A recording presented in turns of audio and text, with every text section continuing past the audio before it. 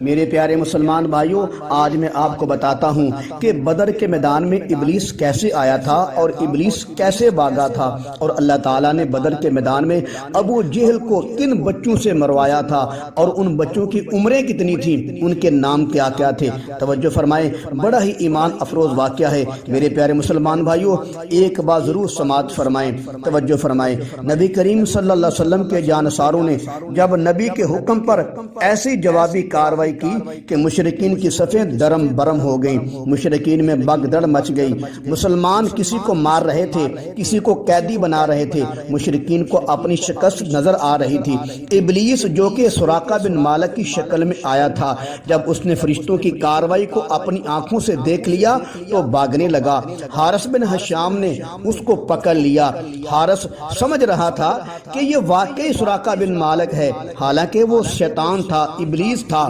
ابلیس نے حارث کے سینے پر زور سے ہاتھ مارا، جس سے حارث گر گیا، ابلیس بھاگ گیا۔ پھر حارث نے کہا، اے سراقہ کہاں جا رہا ہے؟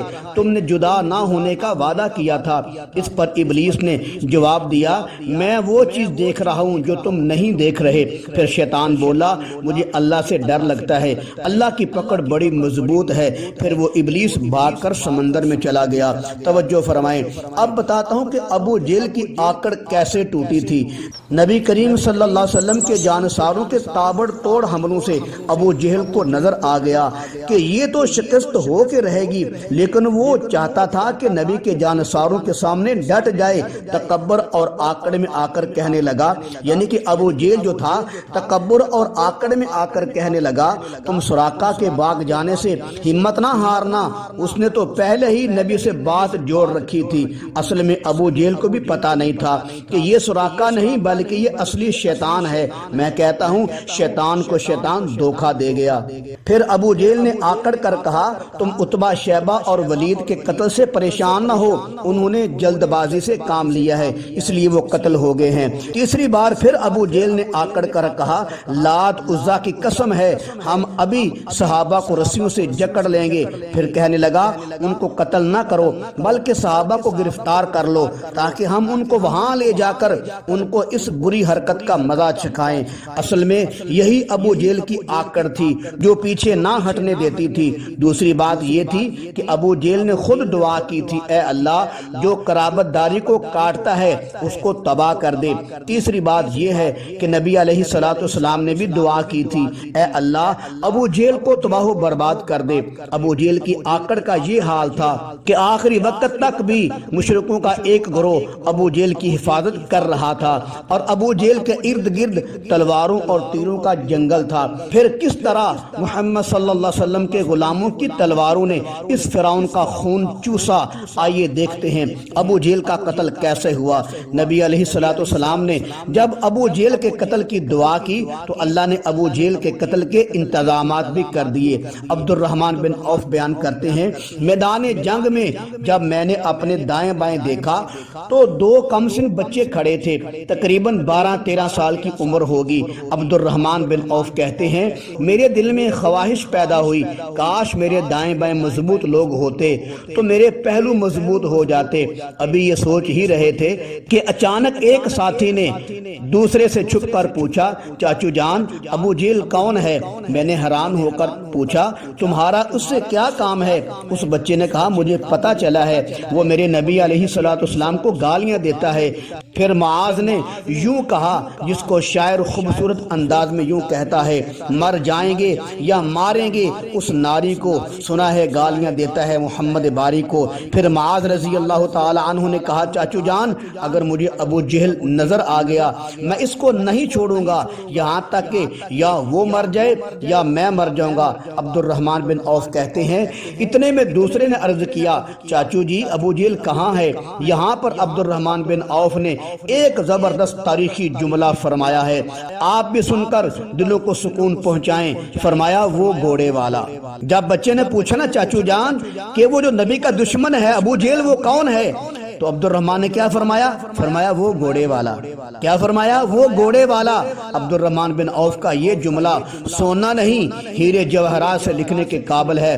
سنیے، فرمایا وہ گھوڑے والا، شاید آپ سمجھ گئے ہوں گے مقصد یہ تھا نبی کا دشمن وہ گھوڑے والا ہے، ابو بکر کا دشمن وہ گھوڑے والا ہے، عمر کا دشمن وہ گھوڑے والا ہے، عثمان و علی کا دشمن رضوان اللہ تعالی علیہم اجمعین وہ گھوڑے والا ہے، معاویہ کا دشمن وہ گھوڑے والا ہے، صحابہ کا دشمن وہ گھوڑے والا ہے، قرآن کا دشمن، اسلام کا دشمن وہ گھوڑے والا ہے، نماز کا منکر، جہاد کا منکر، زکوٰۃ کا منکر وہ گھوڑے والا ہے۔ بہرحال جب عبد الرحمن بن عوف نے معوذ اور معاذ کو فرمایا حفاظت کر رہا ہے گرد اس کے فوج کا دستہ، اس پر معاذ نے کہا یہ دستہ کب تک روکے گا اسرائیل کا رستہ؟ خدا حافظ کہا اور کھینچ لی دونوں نے شمشیریں، بڑے یک بارگی کہتے ہوئے پرجوش تکبیریں۔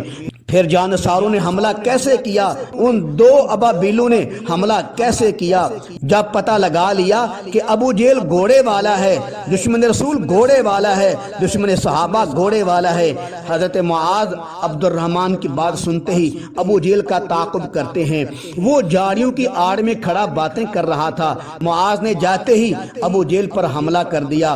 حملہ اتنا سخت تھا کہ اس کی نصف پنڈلی سے ٹانگ کٹ گئی، وہ گھوڑے سے تڑپتا ہوا نیچے گرتا ہے۔ اتنے میں معوذ بھی حملہ کر دیتے ہیں، یہ سمجھ کر کہ وہ مر گیا ہے اس کو چھوڑ دیتے ہیں، جبکہ وہ زندہ تھا۔ معاذ اور معوذ رضوان اللہ تعالی علیہم اجمعین دونوں نبی کی خدمت میں حاضر ہو کر خوشی سے نبی علیہ السلام کو ابو جہل کے قتل کی اطلاع دیتے ہیں۔ اللہ کے نبی نے فرمایا تم میں سے کس نے قتل کیا ہے؟ دونوں نے عرض کیا یا رسول اللہ فداک ابی و امی، ہمارے ماں باپ آپ پر قربان ہوں، ہم نے قتل کیا ہے۔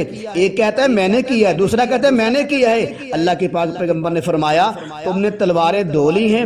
عرض کیا یا رسول اللہ نہیں دھوئیں۔ فرمایا اپنی تلواریں دکھاؤ۔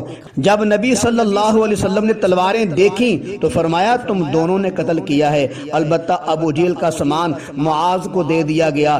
وجہ اس کی یہ تھی کہ صرف معاذ اس جنگ میں زندہ رہے تھے، 25 سال تک بعد میں زندہ رہے، اور معوذ رضی اللہ تعالیٰ عنہ اسی جنگ میں شہید ہو گئے تھے۔ دوسری وجہ یہ تھی کہ سب سے پہلا حملہ کرنے والے جو تھا وہ معاذ تھے رضی اللہ تعالیٰ عنہ۔ اب دیکھیے وہ جو معاذ تھے رضی اللہ تعالیٰ عنہ جو بچ گئے تھے ان کی استقامت دیکھیں۔ نبی کریم صلی اللہ علیہ وسلم کے جانثار معاذ رضی اللہ تعالیٰ عنہ خود بیان کرتے ہیں، کہتے ہیں جب میں نے ابو جہل کو مارا اس کا بیٹا اکرمہ میری طاق میں تھا کہ کسی طرح معاذ سے باپ کا بدلہ لوں، لہذا اکرمہ نے پیچھے سے آ کر میرے شانہ پر وار کیا جس سے میرا بازو کٹ گیا۔ میں کہتا ہوں اکرمہ بہادر ہوتا سامنے سے وار کرتا، ڈر گیا تھا اس لیے پیچھے سے وار کیا تھا۔ حضرت معاذ رضی اللہ تعالیٰ عنہ ڈٹ جانے والے تھے، ڈر جانے والے نہیں تھے۔ عمران ہاں کہتا تھا صحابہ ڈر گئے تھے، او پگلے دیکھ ڈرے نہیں، صحابہ ڈٹ گئے تھے۔ بڑے صحابہ تو بڑی دور کی بات ہے، یہ معوذ اور معاذ 12 13 سال کے مجاہد ہیں، لاجواب مجاہد ہیں۔ ڈر تم گئے ہو جو چھوڑ کر بھاگ گئے ہو، صحابہ ڈرنے والے نہیں، صحابہ ڈٹ جانے والے تھے۔ اسی لیے معوذ اور معاذ نے ابو جہل کو سامنے سے وار کیا تھا، اگر ڈرنے والے ہوتے تو اکرمہ کی طرح پیچھے سے وار کرتے۔ تو میں عمران خان صاحب سے کہنا چاہتا ہوں جناب یہ دیکھ لو میرے کملی والے کے جانثار، میرے کملی والے کے دیوانے 12 اور 13 سال کے مجاہد ہیں، یہ ننھے مجاہد، یہ کملی والے کے ابابیل، یہ ڈرے نہیں ڈٹ گئے ہیں، اسی لیے تو ابو جہل کو سامنے سے وار کیا ہے۔ بہرحال حضرت معاذ فرماتے ہیں جب بازو کٹ گیا مگر کچھ چمڑا باقی رہ گیا تھا جس سے میرا بازو لٹکتا رہا، مگر قربان معاذ رضی اللہ تعالیٰ عنہ کی استقامت پر شام تک اسی حالت میں لڑتے رہے۔ جب دیکھا کہ یہ بازو لڑائی میں رکاوٹ بن رہا ہے تو حضرت معاذ رضی اللہ تعالیٰ عنہ نے اپنے ہی قدم کے نیچے دبا کر بازو کو جسم سے جدا کر دیا، پھر اپنے ہی ہاتھ سے سے اٹھا کر پھینک دیا۔ میں کہتا ہوں نبی کریم صلی اللہ علیہ وسلم کے جانثار حضرت معاذ رضی اللہ تعالیٰ عنہ نے رہتی دنیا تک کو سبق دے دیا، جو جسم کا حصہ اللہ کی راہ میں جہاد کرتے وقت رکاوٹ بنے گا اس کو جسم سے جدا کر دیں گے۔ تو معلوم ہوا کوئی بھی آدمی ہو، مسلمان ہو یا غیر مسلم ہو، توحید میں رکاوٹ بنے گا یا ختم نبوت میں رکاوٹ بنے گا یا قرآن کی تبلیغ میں رکاوٹ بنے گا تو اس کو بھی اپنی زندگی سے جدا کر دیں گے۔